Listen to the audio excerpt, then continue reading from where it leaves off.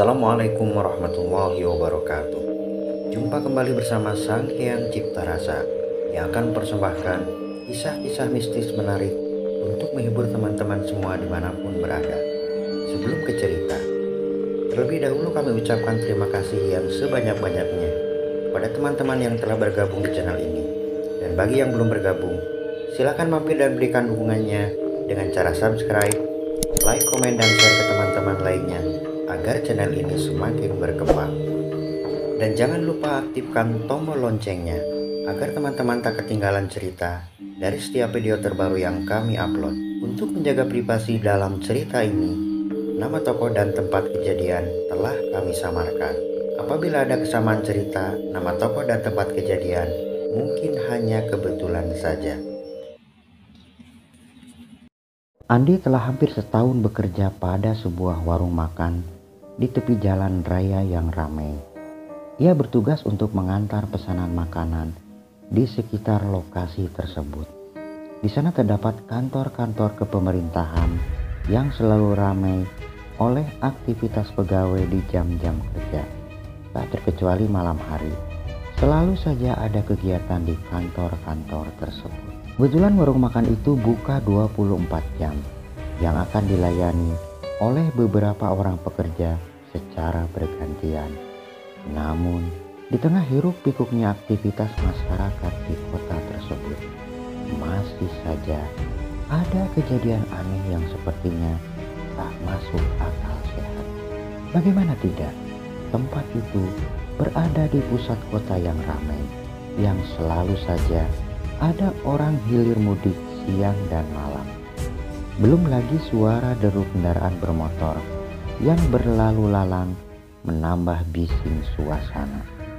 Nah, tak jauh dari warung makan tersebut terdapat bangunan peninggalan Belanda yang difungsikan sebagai kantor militer. Di bagian depan terdapat lapangan tempat upacara dan parkir kendaraan bermotor para petugas. Di belakang bangunan utama terdapat pula ruangan-ruangan tempat petugas piket menginap dan beristirahat yang posisinya menghadap pada bangunan utama. Di antara bangunan utama dan ruangan belakang itu dipisahkan oleh taman yang cukup luas, ditanami oleh aneka tanaman hias yang selalu dirawat oleh para petugas di sana. Andi sebenarnya telah sering keluar masuk area tersebut untuk mengantar pesanan makanan dan minuman dan tak pernah mengalami kejadian aneh apapun. Pada suatu ketika selepas maghrib, pesanan dari kantor tersebut cukup lumayan banyak dan pastinya Andi harus bolak-balik mengantar pesanan tersebut. Satu nampan hanya bisa untuk mengantar 2 piring dan 2 gelas minuman dalam sekali hantaran. Dalam mengantar pesanan, biasanya Andi akan melewati jalan kecil memutar di pinggir taman. Namun, karena harus menyingkat waktu, entah mengapa ia malah berjalan ke tengah-tengah taman. Satu hal yang selama ini belum pernah dilakukannya. Akhirnya, ia bolak-balik melewati taman tersebut. Dan di akhir hantaran, saking tergesa-gesanya ia berjalan, tak sengaja kakinya terantuk pada batu yang tertata di sana, yang biasanya dipakai duduk-duduk petugas ketika beristirahat siang. Hampir saja nampan berisi makanan terjatuh jika saja Andi tak menahan keseimbangan tubuhnya. "Sial, batu setan!" umpat Andi seraya kembali menekan batu itu dengan kakinya. "Hei, jangan lewat situ!" hardik seorang petugas. Ia pun segera menyelesaikan tugasnya mengantar pesanan. Waktu menunjukkan pukul 9 malam. Andi telah berada di rumah majikannya dan bersiap istirahat dan akan bekerja kembali pada keesokan harinya. Sedangkan tugas di warung digantikan oleh pekerja lainnya. Ia berusaha memejamkan matanya, namun berkali-kali mencoba tak juga dapat tertidur. Malah ia merasakan tubuhnya demam dan tak lama keringat pun bercucuran dari tubuhnya.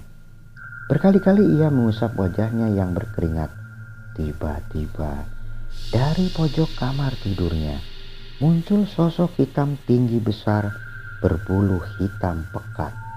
Sontak saja Andi berteriak dan hendak lari dari kamar tidurnya.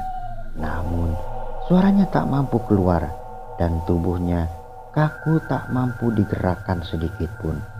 Ia hanya mampu melongo memandangi sosok yang sangat menyeramkan itu. Sosok hitam itu masih berdiri di pojok kamar. Tiba-tiba kedua tangan sosok itu direntangkan dan menjulur panjang dengan kukunya yang runcing mengarah pada leher Andi. Andi pun semakin ketakutan. Tubuhnya meronta-ronta sekuat tenaga untuk menghindari tangan sosok seram tersebut. Tubuhnya terus meronta dan bangun, kenapa kamu? Beberapa tepukan di tubuhnya menyadarkan ia dari mimpi buruknya.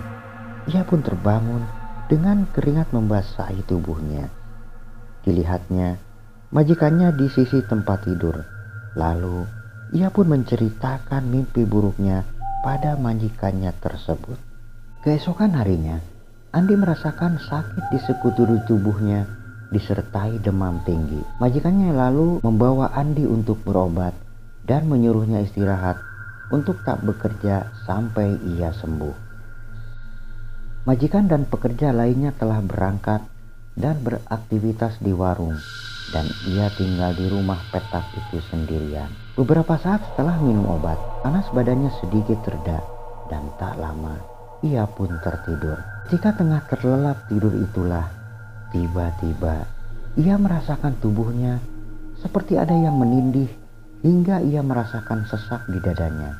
Lalu ia pun membuka matanya dan di atas tubuhnya yang terlentang itu terlihat sosok hitam yang kemarin tengah menduduki tubuhnya dengan napas yang terengah-engah.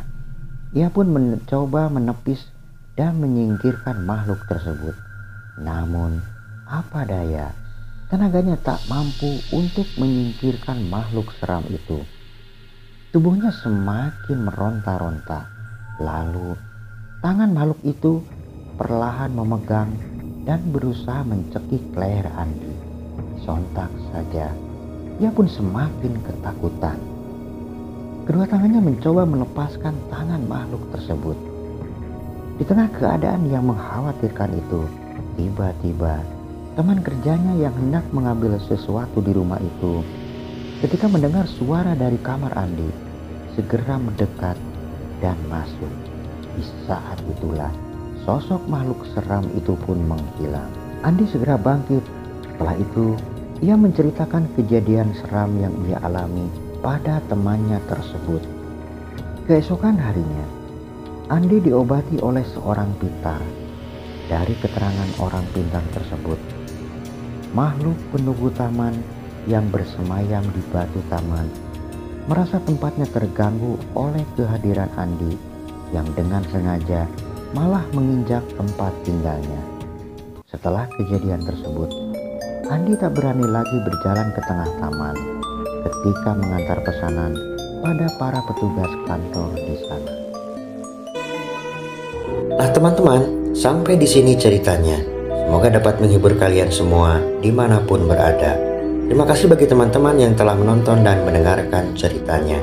Mohon maaf apabila ada salah-salah kata. Sampai jumpa di kisah mistis selanjutnya hanya di Sang Hyang Cipta Rasa. Assalamualaikum warahmatullahi wabarakatuh.